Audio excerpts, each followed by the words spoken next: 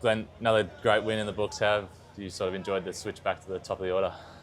Yeah, it's certainly good fun being up the top. I think it's always the middle order versus the openers. I think we always talk about as middle order how exciting it is to get up the top and have a bit of fun in the power play. And probably didn't get as many balls as I probably would have liked in the power play, but watching Josh Inglis go about his business at the other end, he's been in unbelievable form for us over the last 18 months to 2 years. And so it wasn't too disappointing watching him go about his business, and allowed me to get into the game once he was dismissed. So it's been great fun being up the top, but I'm sure it's just a warming heady seat until he comes back.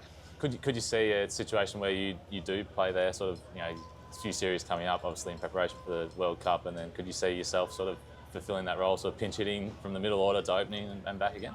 Nah, probably not. I think the way we're probably going to set up our T20 side heading forward, you got Travis up the top, you've got Mitch Marsh who's captaining us brilliantly at the moment. Ingo's doing a great job at number 3, and the rest of the order sort of falls into place around that. And we've got some unbelievable power hitting at the moment. We've seen some guys really put their hand up. Tim David, Mitch Owen and Cameron Green throughout the middle there. 3 pretty big blokes with big reach, and they hit the ball absolutely miles. So it's great to have those guys with that extra bit of power in the middle order. It's not something we've had an abundance of over the years, and to have that at our disposal at the moment, it's pretty exciting. How have you found that sort of transition of the team? Obviously, Josh has been around for a while, but you've got Greeny coming in, Mitch Owen coming in. You're one of the more experienced guys in this team, playing with sort of batting with those younger guys. How have you found that? It's been great fun. It's been a fun transition. I think we've got a few guys that I've played most of my career with, like Zamps and Mitch. It's been great to sort of see the growth of some of the guys. Even Greeny in this series, he's been absolutely outstanding, and seeing him turn into a really, really consistent and solid T20 player. And it's just so exciting for Australian cricket to sort of see these guys with this sort of power. And it's going to be dangerous for a lot of teams heading forward.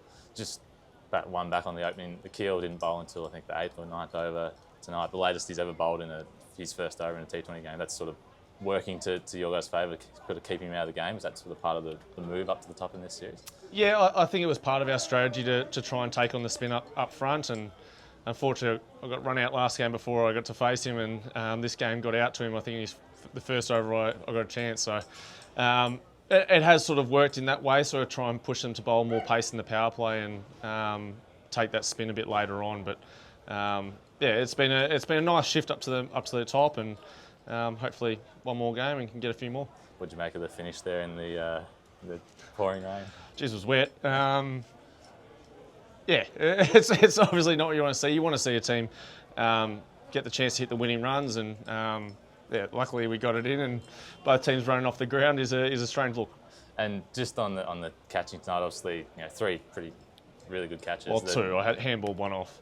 Didn't get the credit, but I mean we've seen you do that so often, and we saw you sort of training at the start of the series doing that. Just make it look so easy. How do you do it? And talk us through, I guess, that one on the boundary down there. Yeah, as you've probably seen, I practice it a hell of a lot. It's something I pride myself on, making sure that I can create opportunities on the boundary line and feel like I'm spreading the boundary a little bit longer and making the batters hit it a little bit further. And I got a really good look at that one, read it pretty well, and Greeny was the perfect distances away. He didn't sort of come too close to me. He was able to almost flick it in front of him to sort of run onto, and he just made himself really available and made it an easy decision just to flick it over to him. But it would have been interesting what I would have tried to do if he wasn't there, if I had tried to throw it a bit higher, but having him there made great ground to get close to me. And I was sitting just above you, and I actually thought you were a bit wider than what you were, but you're pretty straight there. Is that just the dimensions of this ground and how short it is, and how they were targeting, I guess, the straight boundary? Yeah, I think both teams really tried to target straight as much as they possibly could. I think there's a little bit more room in the pockets where you can sort of get away with, but as soon as you target straight, you generally a pretty good chance to clear the rope. And we had Greeny pretty straight at long off, myself really close at mid-on, and even our deep mid-wicket, I think, was Xavier Bartlett. He was really straight as well. And it's just trying to force the batters to try and hit square, open up different gaps to their eye, and see if they want to take on a slightly bigger boundary. And but with the power on both sides, sometimes the boundary size hasn't really made too much of a difference. and the team's been on an incredible run over since the past 18 months. How big's that hunger to go 5-0 in the final game on Monday? Yeah, I think what this team's done really well is just take each game as it's come. It hasn't been thinking about anything too far forward. We've been able to turn up with the same attitude every game and try and win the game for Australia. And we've done a great job in playing each ball as it comes and staying pretty level in the moment. So hopefully we can do that one last time and go home 5-0.